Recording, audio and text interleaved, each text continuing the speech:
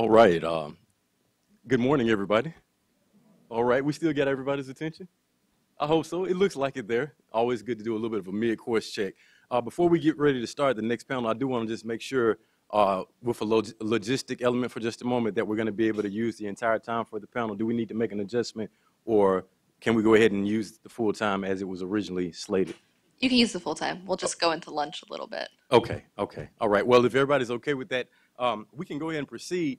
I don't know how many people out there today were like me as a kid. I was one of those little kids that actually drove my parents nuts. I used to ask a lot of questions, and that drove them nuts because at the time I would ask things that they couldn't answer.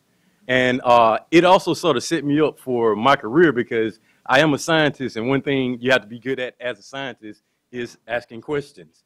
And I'd like to use that device of asking questions as a way to ease us into this next part of our time here today. First of all, let me give you a little bit of an idea as to who I am, because I'm a new person in terms of my involvement with operations at this particular level. My name is Jeff Hall, and I bring you greetings from the Centers for Disease Control and Prevention, which is an agency that a lot of people may not know has a role to play where elder abuse prevention is concerned. There I serve as a behavioral scientist and lead for the morbidity and behavioral surveillance team, which sits in the surveillance branch of CDC's Division of Violence Prevention.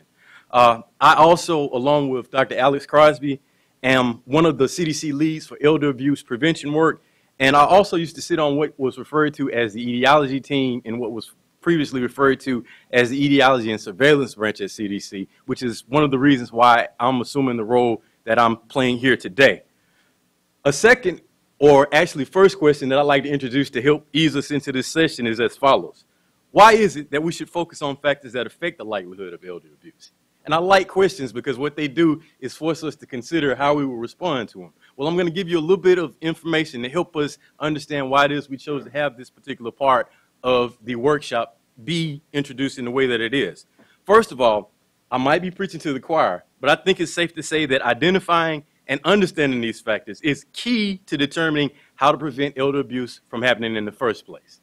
In this context, one thing we're trying to work towards is a situation where primary prevention is something that becomes more feasible for us.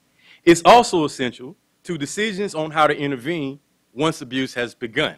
And so in that particular context, we need to be able to think about stopping it before it starts, but also addressing situations where our loved ones or individuals that we are associated with have experienced it in some form.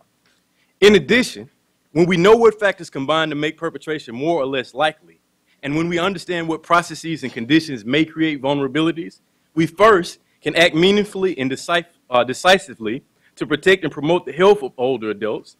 And secondly, we can gain insights on the kinds and configurations of strategy that prevent further abuse, neglect, or exploitation by a variety of different perpetrator categories that we know exist out there. It's common to think about perpetrators as one sort of homologous group, but we all know that that's generally not the case in terms of what we've seen from experience and based on research.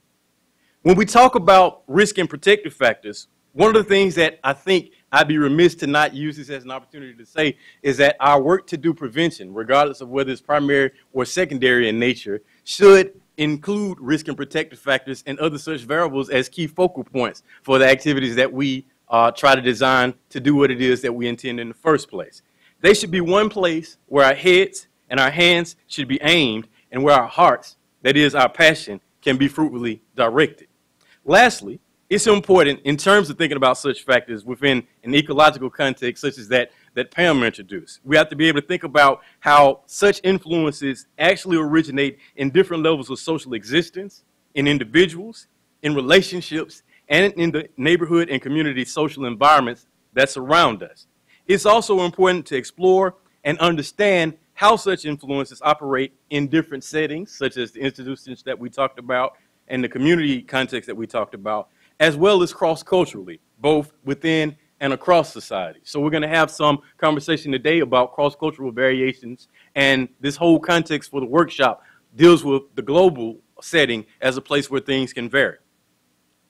The second question that I'm going to use, and I'll quickly transition to our panel, is why focus on the aftermath of abuse? And this is something that I think Ron started us to talk a little bit about, and I think that She will actually give a significant treatment of.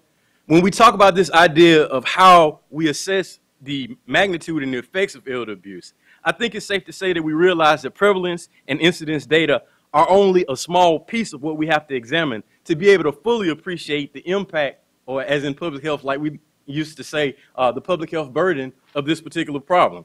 Abuse, neglect, and exploitation adversely affect functioning through physical and mental pathways and impairment that may yield or be accompanied by social position losses or limitations. In addition, they may exacerbate existing health conditions that already affect an older person's well-being, and they can render disease and prevention promotion activities less effective or make them unrealistic altogether.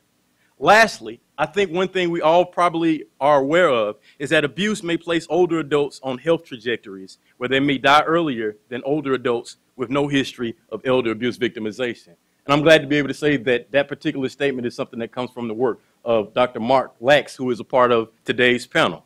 So it's within that particular context that the current session was born, and also in response to some of the basic needs that underlie questions like the one that I just posed to you.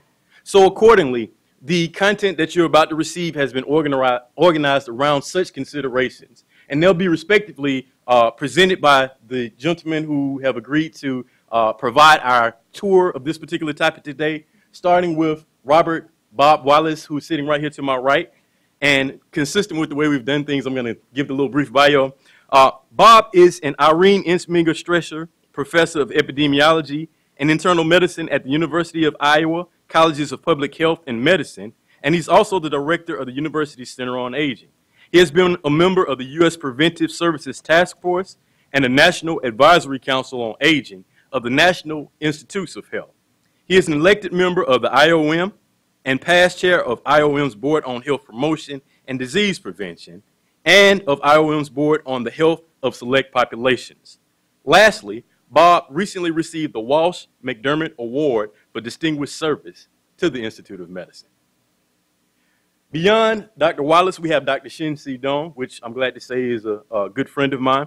Dr. Dong is the director of the Chinese Health, Aging, and Policy Program and the associate director of Rush Institute for Healthy Aging, and also an associate professor of medicine, nursing, and behavioral sciences at the Rush University Medical Center. Dr. Dong has had a long-standing interest in human rights and social justice issues in vulnerable populations, and his research focuses on the epidemiologic studies of elder abuse, neglect, and exploitation both in the U.S. and China, with particular emphasis on the adverse health outcomes associated with those phenomena. Last but not least, we have Dr. Mark Lax, who is the Director of Geriatrics for the New York Presbyterian Health System, co-chief of the Division of Geriatric Medicine and Gerontology at the Weill Medical College of Cornell University, and a tenured clinical professor of medicine at the college. Mark is a graduate of the University of Pennsylvania and the NYU School of Medicine. He completed a residency in internal medicine at the Hospital of the University of Pennsylvania and is board certified in internal medicine. Lastly, Dr. Lax's major area of interest is in the disenfranchised elderly, and he has published widely in areas of elder abuse and neglect, adult protective services, the measurement of functional status, ethics, and the financing of healthcare. So it's within that particular introductory context that I turn the mic over to Dr. Wallace as our first presenter.